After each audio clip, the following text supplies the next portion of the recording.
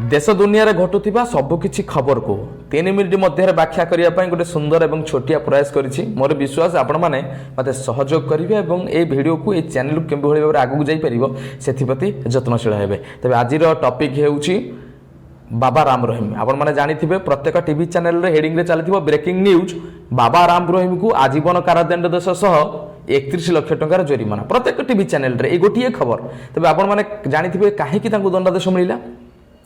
2002 मसीह रणजीत सिंह नामक जड़े व्यक्ति को हत्या करते जार फलस्वरूप आज राय आसीगला एवं से दंडित हेले प्रमाणित हो गले से ही हत्याकारी सहित 5 जन थिले सहयोगी भीतर जड़े चलीगले एवं आउ बाकी 4 जन को आजीवन कारादंड मिला।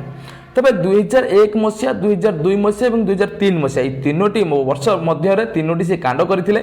2001 मसीह 2 जन स्वाधीन को बलात्कार करते जार फलस्वरूप 2017 मसीहा अगस्ट मासरे 20 वर्षर जेल दंडादेश मिल सारी।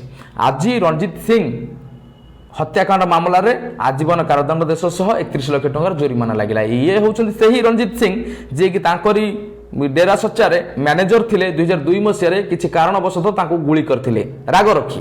2003 मसीह रामचंद्र छत्रपति नामक जड़े व्यक्ति को से हत्या करथिले जहाँकि प्रमाणित हो सारी से आजीवन कारादंड मिली।